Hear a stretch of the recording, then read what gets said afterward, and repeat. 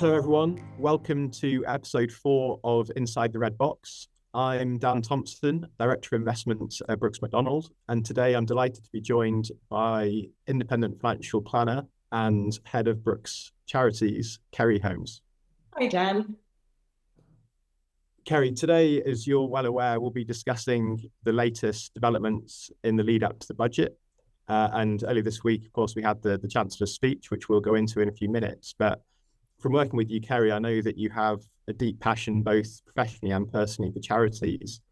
And it's great to have you on today, and just wondered if there's anything that you wanted to open with around kind of the broader budget context and any implications for charities. Thanks, Dan. Yeah, I mean, personally and professionally, I'm heavily involved in the charity sector. I mean, linking back to last year, the budget left a lot of charities under a significant amount of extra pressure with increased employer costs, constrained public spending.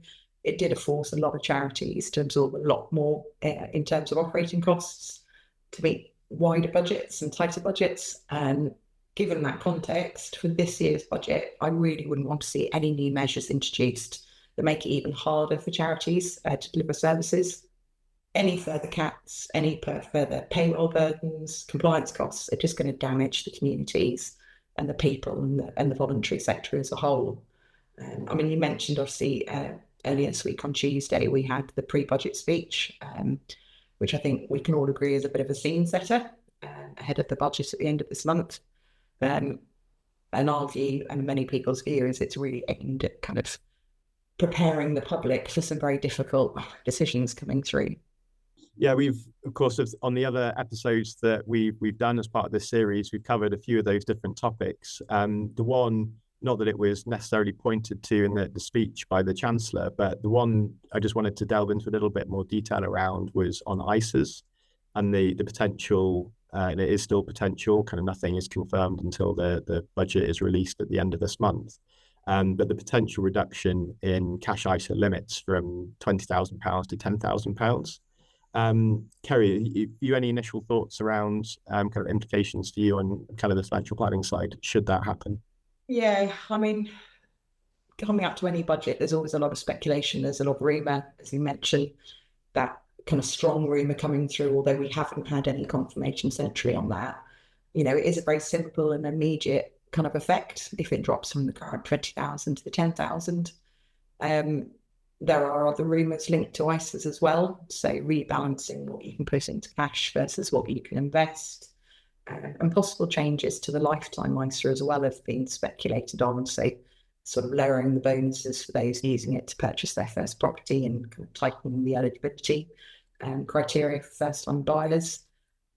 What does it mean? Well, obviously, you know, if the reduction comes through or there's tightening rules around it, then that kind of tax-free haven or the ability to move monies into that tax-free space is significantly reduced. And likewise, for these first-time buyers, you know, getting that deposit together is going to take a longer time if the eligibility is reduced or the bonus is cut.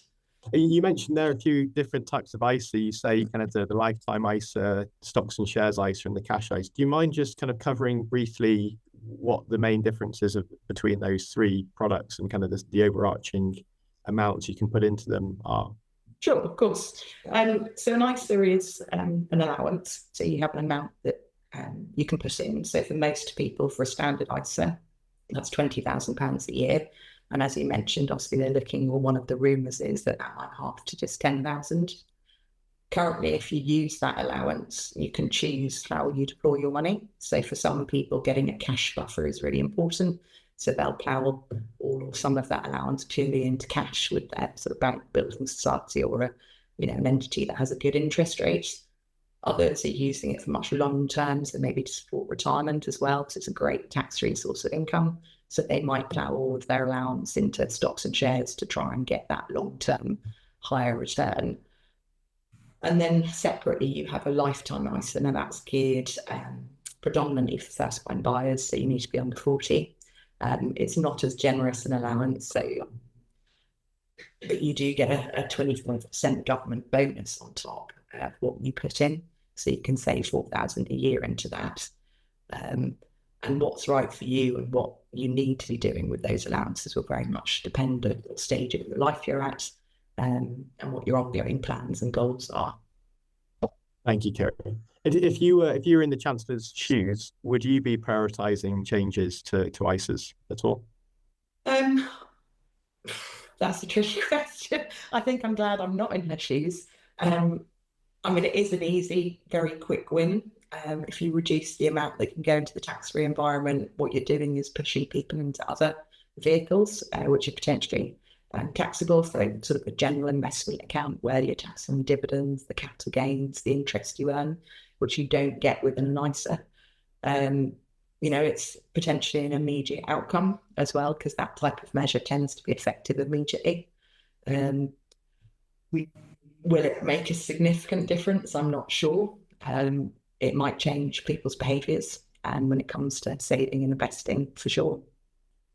Kerry, if any of our listeners do have any concerns about kind of what these changes may mean for them, are there any practical steps they could make now? Yeah, absolutely. And the first and foremost is check what ISA allowance you've used and what you've got left. If it's affordable, I would probably urge you to top that up before the 26th of November. If you've got the spare cash and obviously it's right for you in terms of your plans, there are wider things you can look at as well. So depending on where you are in your financial planning journey, you could also look at some other measures, which weaves into some of our earlier podcasts around this topic. Check what pension contributions you've got available. Have you got any carry forward available? Should you be using your capital gains tax? Those are some sort of really easy wins. If you're not sure, please don't knee-jerk, I would say. Reach out to a good financial advisor. What they'll help you do is understand your personal circumstances, and they can provide detailed advice on what's right for you, where your money should be allocated. And the last thing you want to do is lock monies up long term that you might need in 2 or 3 years' time. And, as I say, a good advisor or independent financial planner will be able to explain those trade-offs and come up with a plan that suits you and your needs.